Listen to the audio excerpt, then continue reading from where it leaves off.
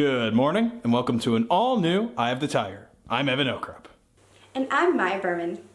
In a hectic year, RHS is still getting yearbooks. We go to Brody Butcher with more on how the yearbook will look this year. Yearbooks are the time capsules of each student's high school year, full of memories of each student's teens captured in a plethora of pictures. But with the setback of COVID-19, that leaves students wondering what exactly will the yearbook look like this year. While COVID has caused hiccups in the normal yearbook process, teacher Dana Davenport has found new inspiration through it. There's been a shift across yearbooks in the past decade or so, away from a traditional section-based book like sports, academics, that kind of stuff, to a more integrated, what's called a chronological book. So you would have like your August section, September section, October section, all that. And so you're mixing together the academics, the sport ball, the student life, all of that. What COVID has then encouraged us, it's something I've been wanting in our program to do for a few years now, but COVID encouraged us to finally take the plunge.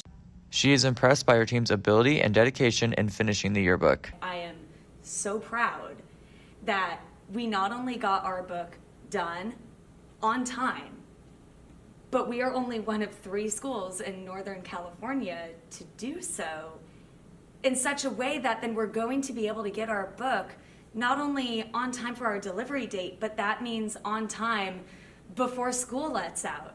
Editor-in-Chief Scotland Marquand sees the positive aspect to at-home editing. Usually we would print them out and then do the edits there, but everything had to be done online this year. But that gave us more time to spend doing the edits. On some weekends, me and my team would work 10 to 15 hours just editing, making sure everything looked really good. Yearbook distribution begins May 24th. In other news, student government will host an outdoor rally Friday, May 14th. And now we go to Natalie Russell with sports.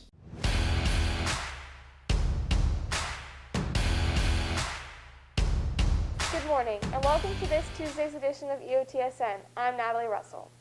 With most sports continuing to the end of May, parking will likely be an ongoing issue for athletes and spectators. We go to Hunter Hatch with more on the story. Roseville High School has always had a parking problem in the past, but this year it has become extremely worse due to the amount of high school sports going on at once and Little League Baseball.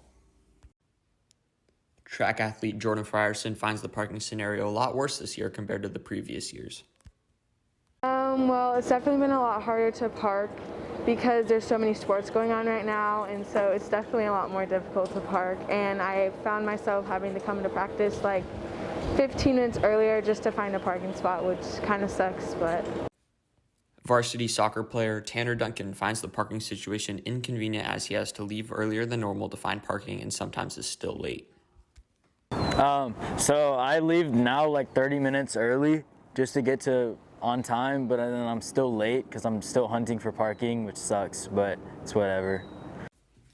Some athletes find themselves having to park down the alley and make a long walk just to attend practice. Well, it's kind of difficult to find spots with soccer, baseball, and basketball and volleyball all going on at the same time because we have to get here earlier, and sometimes there's no parking. We have to go park in the neighborhood and take that long walk.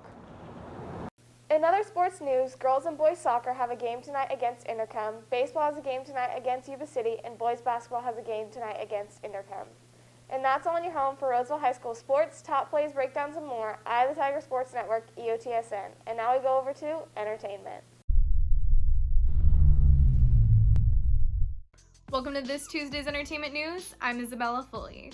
Last Friday, Mortal Kombat was released for viewing on HBO Max, and it did not disappoint. The movie used a lot of special effects for all the characters and did a great job of explaining the story for outsiders who aren't familiar with the game franchise. However, I think they've only begun to scratch the surface on what they could do. I definitely want to see another movie with some more characters from the game that we haven't yet seen on screen. For those who are familiar with the franchise, the movie made a lot of great references to the game. As for the actors, I think they made some great choices. I'm really glad they didn't just throw big name actors in there because they actually found people who fit the characters. Even if you aren't a Mortal Kombat fan, there's something for everyone in this movie. The action scenes and dialogue will definitely get you into it. For the full review, you can visit eyethetigernews.com. And now we go back to news. Thanks, Isabella. This year, theater has to navigate their way through social distancing and COVID restrictions. We go to Samuel Bolshaw with more on the story.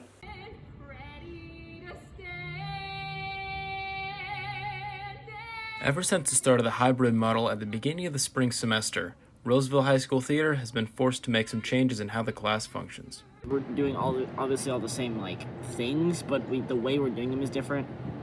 Like, we used to do monologues where we would get feedback and then do them in class, but a lot of the times now what we do is we do feedback and then we send the monologues in through online so that we have more time to get stuff done. On top of the hybrid model, the COVID guidelines have changed how theater works as well. Obviously, we can do a lot more different exercises while being on stage, and duo scenes, for instance. We can't really do those as much anymore just because blocking and being on stage is really hard to do when you can't be near each other. The more musical side of Roseville Theater has been hit hard by these guidelines as well. Well, that's the big thing, is being outside when you have to sing, even if you're singing a solo. It's also changed because when you're singing duets, you have to stay far away from each other, and it's even in monologues and stuff, you have to stay far from each other, so it's very hard to do things where you have to be in close contact with one another.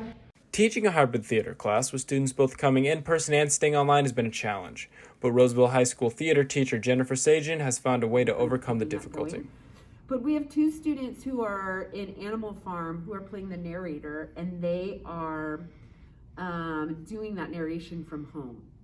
So it will be incorporated into the actual show, and I think it will sort of feel seamless to the audience, but they are not live here. So that's kind of the trick, is how do we make it feel like it's seamless and it's all coming together. While the future is uncertain as it stands, Sajan has hope that students will continue to pursue the arts. I guess I'm just really hoping that when we get to fall next year, if people are reconsidering those active participatory classes like theater and dance and music and all the arts, the live art or the fine arts also, the drawing, the painting, the ceramics, all of that. It's so participatory, and students really want that hands-on experience. So I hope that they give us, another shot at that. Theater will likely be able to return closer to normal next year. That's it for us today on Eye of the Tiger. And remember, we're always on eyeofthetigernews.com. See you next time.